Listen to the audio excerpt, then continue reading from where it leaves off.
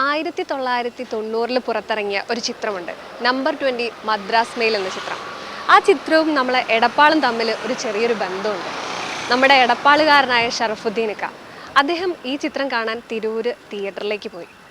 അന്ന് അവിടുത്തെ മതിലിടിഞ്ഞു വീണ് അരയ്ക്ക് താഴെ അദ്ദേഹം തളരുകയാണ് ചെയ്തത്. പിന്നീട് അവിടെ നിന്നിങ്ങോട്ട് അദ്ദേഹത്തിൻ്റെ ജീവിതം വലിയൊരു അതിജീവനത്തിൻ്റെ കഥ തന്നെയാണ്. മോഹൻലാലും മമ്മൂട്ടിയൊക്കെ അദ്ദേഹത്തെ കാണാൻ വന്നിട്ടൊക്കെ ഉണ്ട്. അപ്പോൾ നമുക്ക് അദ്ദേഹത്തോട് തന്നെ ചോദിക്കാം, ഇത്രയും വർഷങ്ങൾക്കിപ്പുറം അദ്ദേഹത്തിന് എന്താണ് പറയാനുള്ളതെന്ന്. നമ്പർ 20 മദ്രാസ് എന്നൊരു സിനിമ കാണാൻ പോയതാണ്. അപ്പോൾ അതിന് ഇതിൻ്റെ ചുറ്റുമതിൽ ഞാൻ ചെല്ലലും അവിടെ നിൽക്കലും വീഴലൊക്കെ ഒരുമിച്ചായി. ടൈമിൽ മമ്മൂട്ടി കാണണമെന്ന് പറയുകയും ഞാൻ മുപ്പരത്ത് പോവുകയും എനിക്ക് ചെറിയൊരു സഹായം ചെയ്തു തന്നു. നമ്മളങ്ങനെ ചെല്ലുന്നുള്ളൂ, അപ്പോഴത്തേനും മതിൽ വീഴുമ്പോഴും തിരിഞ്ഞു. അതൊക്കെ നമ്മളൊരു കഷ്ടകാലം എന്ന് വേണമെങ്കിൽ പറയാം. തിരൂർ ചിത്രസാഗർ ഇതിലേക്കുള്ള കാരണം എനിക്കൊരു ഒരു സ്കൂട്ടി അന്ന് കിട്ടാൻ ഒരു കാരണം. 37 വർഷമായി ഇപ്പോൾ വീൽ ചെയറിൽ തന്നെ. നമസ്കാരം. ഞങ്ങളിപ്പോൾ NCV പ്രേക്ഷകരോട് പങ്കുവയ്ക്കാൻ പോകുന്നൊരു കാര്യം, ഇത്രയും വർഷങ്ങൾക്ക് ശേഷം, വർഷങ്ങൾക്ക് മുൻപ് ഇങ്ങനെ ഒരു ഇൻസിഡന്റ് ഉണ്ടായ ജീവിതം തന്നെ മാറ്റിമറിച്ചു. ശരിക്കും നമ്മളെ ഇക്കടെ വാക്കുകളിൽ നിന്ന് തന്നെ നമ്മുടെ പ്രേക്ഷകരോട് ആ സംഭവം ഒന്ന് പങ്കുവയ്ക്കാമോ? ഞാൻ 7ാം ക്ലാസ് വരെ പഠിച്ചിട്ടുള്ളൂ. ഞാനൊരു 1-1.5 വർഷത്തിനുള്ളിൽ ഞാനൊരു ബാർബർ ഷോപ്പ് ഇട്ട്. അത് ആണ് ഉപജീവന മാർഗം. അവിടുന്ന് പിന്നെ ഞങ്ങളെ സുഹൃത്തുക്കൾ മറ്റുള്ളവരോടും കൂടെ ഒക്കെ പാടെ ഒരു എൻജോയ്മെൻ്റ്, ഒരു സിനിമയ്ക്ക് പോകുന്നൊരു പരിപാടി ഉണ്ടായിരുന്നു. ഞാനൊരു തിരൂര് നമ്പർ 20 മദ്രാസ് എന്നൊരു സിനിമ കാണാൻ പോയതാണ്. അപ്പോൾ ഇതിൻ്റെ ചുറ്റുമതിൽ ഞാൻ ചെല്ലലും അവിടെ നിൽക്കലും വീഴലൊക്കെ ഒരുമിച്ചായി. അങ്ങനെ സ്പൈനൽ കോഡ് ഇഞ്ചുറി ആയി.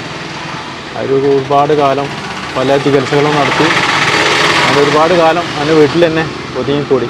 അന്ന് എത്ര വയസ്സുണ്ടായിരുന്നു? ഞാനന്ന് 7ാം ക്ലാസ് കഴിഞ്ഞിട്ട് പിന്നെ ഒരു 1-1.5 വർഷം കൊണ്ടാണ് ഞാൻ എൻ്റെ ആ കട തുടങ്ങുന്നത്.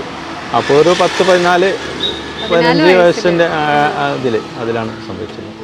ഇങ്ങനെ ഒട്ടും എക്സ്പെക്ട് ചെയ്തിട്ടില്ല. തീർച്ചയായിട്ടും ഇല്ല. നമ്മളങ്ങനെ ഓടിച്ചാടി നടക്കുന്ന ഒരു ടൈം പറ്റി.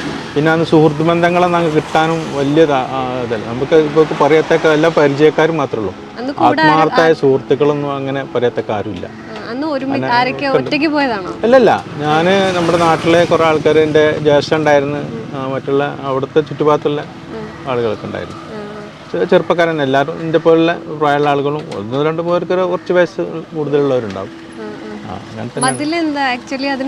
ചുറ്റുമതിലാണത്. ചുറ്റുമതിൽ നമ്മളറിയില്ല, അതെങ്ങനെ അരിച്ച് പുറത്ത് പോസ്റ്ററും പിന്നെ ചെറിയ മഴച്ചാറിലൊക്കെ ഉണ്ടായിരുന്നൊരു അങ്ങനെ ഇടിഞ്ഞു വേണം. നമ്മളങ്ങനെ ചെല്ലുന്നുള്ളൂ, അപ്പോഴത്തേനും മതിൽ വീഴുമ്പോഴും തിരിഞ്ഞു. അതൊക്കെ നമ്മളൊരു കഷ്ടകാലം എന്ന് വേണമെങ്കിൽ പറയാം.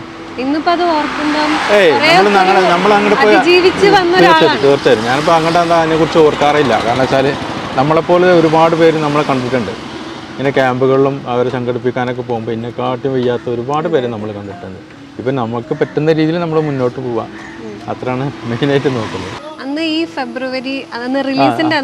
അല്ല, റിലീസിൻ്റെ അങ്ങനെ കുറച്ച് കഴിഞ്ഞിട്ടാണത്. അന്ന് നമ്മളെ മൊബൈലുകളും മറ്റേ TV-കളൊന്നും ഇല്ലാത്തൊരു കാലഘട്ടമല്ലോ. അപ്പോൾ എല്ലാവരും കൂടിയിട്ട് അങ്ങനെ പോയെന്ന് മാത്രമേ. റിലീസിൻ്റെ അടുത്ത് തന്നെ തുടക്കം തന്നെയാണത്.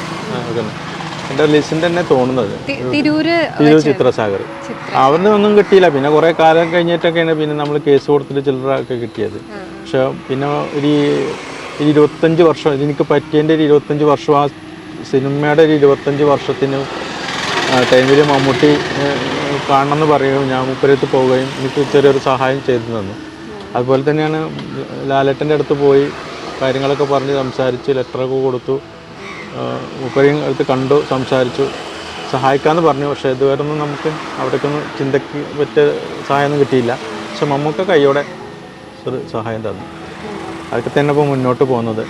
ഇപ്പോൾ ഇങ്ങനെ ദയ, പാലിയേറ്റീവ് കെയർ, സ്വാതന്ത്ര്യം, പ്രതീക്ഷ, അവരുടെ ഇതിന് ചുറ്റിപ്പറ്റിയിട്ടുള്ള ഒരു ജീവിത മാർഗം മുന്നോട്ട് പോകുന്നു. സിനിമ കാണാൻ പോകാറുണ്ടോ? ഇല്ല. അതിൻ്റെ ശേഷം പിന്നെ തിയേറ്ററിൽ പോയിട്ട് പിന്നെയും കണ്ടിട്ടുണ്ട് സിനിമയാണ്. ഞാൻ ദി കിങ് കണ്ടിട്ടുണ്ട്, ഭരതം കണ്ടിട്ടുണ്ട്, സിനിമകളൊക്കെ കണ്ടിട്ടുണ്ട്.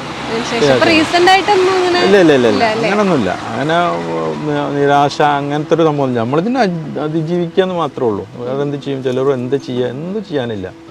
മുന്നോട്ട് പോവുക. എങ്ങനെ നമുക്ക് ഇന്നത്തെ പാത എങ്ങനെ പോവുക, ആ പാതയിലൂടെ നമുക്ക് സഞ്ചരിക്കാം. കൊടയും പിന്നെ കുട ഉണ്ടാക്കുന്നുണ്ട്. ഇതൊക്കെ നമ്മൾ ഉണ്ടാക്കുന്ന കുടകളാണ്. ഇത് നമ്മൾ പാലിയേറ്റീവ് നിന്ന് ആളുകൾ എടുത്ത് തരും. അത് നമ്മൾ ഇടുന്ന ക്വാളിറ്റിയുള്ള നല്ല അടിപൊളി കുടകളാണ്.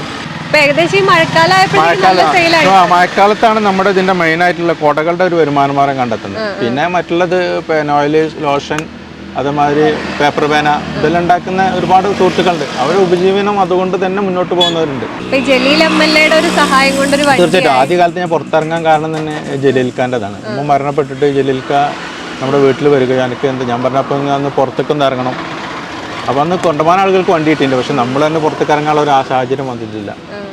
അപ്പോൾ എന്നോട് പറഞ്ഞു ശരി നമ്മൾ ശരിയാക്കാറുണ്ട്. അങ്ങനെ ഞാൻ കൂറ്റനാട് പ്രതീക്ഷയിലാകുമ്പോഴാണ് മൂപ്പരവിടെ വരിക എനിക്ക് വണ്ടി തരികയും ചെയ്തത്. അപ്പോൾ ജലീൽക്ക തന്നെയാണ് അതിൻ്റെ മെയിൻ ഇത്. ജലീൽക്ക ഉള്ള കാരണം എനിക്കൊരു ഒരു സ്കൂട്ടി അന്ന് കിട്ടാൻ ഒരു കാരണം. എടപ്പാൾ പഴയ ബ്ലോക്ക്, എടപ്പാൾ അങ്ങാടിയിലെ പഴയ ബ്ലോക്ക്.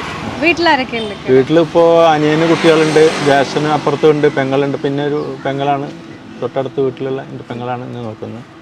വേറെ ആരില്ല, കല്യാണം കഴിച്ചിട്ടൊന്നുമില്ല. പിന്നെ ഇന്നിപ്പില്ല, ആർക്കും മരണപ്പെട്ടു. അവർക്ക് 10-20 വർഷമോളം ഉണ്ടായിരുന്നു കൂടെ. പറ്റിയതിൻ്റെ ശേഷം പറഞ്ഞത് ആ സിനിമ ജീവിതം തന്നെ ആകെ മാറ്റിമറിച്ചു. ഒരിക്കലും പ്രതീക്ഷിക്കാത്ത ഒരുപാട് സംഭവങ്ങൾ ജീവിതത്തിൽ വന്നു ചേർന്നു. ഇന്ന് അതൊക്കെ അതിജീവിച്ച് അതിജീവനത്തിന്റെ പാതയിലാണ്. നമ്മുടെ പ്രേക്ഷകരോട് എന്താ പറയണത്? കടയിൽ വരുന്നു, അതുപോലെ ഒരുപാട് കാര്യങ്ങൾ ഇക്കടെ ദൈനംദിന സാധാരണക്കാരനായ ആളുടെ പോലെ എല്ലാ കാര്യങ്ങളും ഇക്ക ചെയ്യുന്നുണ്ട്. നമ്മുടെ പ്രേക്ഷകരോട് ഇക്കൊക്കെ എന്താ പറയുക? ഇതുകൊണ്ട് ഒരുപാട് സുഹൃത്ത് ബന്ധങ്ങൾ നമുക്ക് കിട്ടി. നമുക്ക് അതിനൊന്നും ഒരു പേടിയില്ല. നമുക്ക് എന്തെങ്കിലും ഇപ്പോൾ വഴിയിൽ നിന്ന് എന്തെങ്കിലും സംഭവിക്കുകയാണെന്നുവെച്ചെങ്കിൽ 100 പേര് ഓടി വരാണ്ട് ആ ഒരു ഇത്, പ്രത്യേകിച്ച് കേരളത്തിൽ അങ്ങനെ. അപ്പോൾ അതൊരു നല്ലൊരു സംഭവമാണ്. അതൊക്കെ തന്നെയാണ് നമ്മളിപ്പോൾ ജീവിതത്തിൻ്റെ മുന്നിലേക്ക് പോകാനുള്ള കാരണം. അത് തന്നെയാണ് അവരുടെ ഒരു കൂട്ടായ്മ, അവരൊരു ചേർത്ത് പിടിക്കൽ. ജനങ്ങൾ നല്ലതായിട്ട് ചേർത്ത് പിടിക്കുന്നുണ്ട്. അത് തന്നെയാണ് ഇത്. എല്ലാ ഭിന്നശേഷിക്കാരുടെയും ഒന്നും കൂടി പ്രത്യേകിച്ച് പറയാനുള്ളത്, അവരുണ്ടാക്കുന്ന ഉൽപ്പന്നങ്ങൾ ജനങ്ങൾ വാങ്ങി അവരെ ഒരു ചേർത്ത് പിടിക്കുക, സഹായിക്കുക. അപ്പോൾ മൊത്തം ജനങ്ങളും പാലിയേറ്റീവിനെ സഹായിച്ച് കഴിയുന്ന സഹായം അവർക്ക് കൊടുത്താൽ അതിലൂടെ ഞങ്ങൾക്ക് മുന്നോട്ട് പോകാൻ പറ്റുള്ളൂ. അത്ര തന്നെ പറയുള്ളൂ. ഈ 35 വർഷങ്ങൾക്കിപ്പുറം അതിജീവനത്തിന്റെ പാതയിലൂടെ 37 വർഷമായി. അതെ, 37 വർഷങ്ങൾക്കിപ്പുറം അത്രയും ചുറുചുറുക്കോട് കൂടിയിട്ടാണ് അദ്ദേഹം ഇവിടെ ഇരിക്കുന്നത്. ഇനിയും ഒരുപാട് കാലം ഇതുപോലെ ഒരുപാട് സംരംഭങ്ങൾ തുടങ്ങി ഉഷാറായിട്ട് പോകാൻ പറ്റട്ടെ. Thank you so much.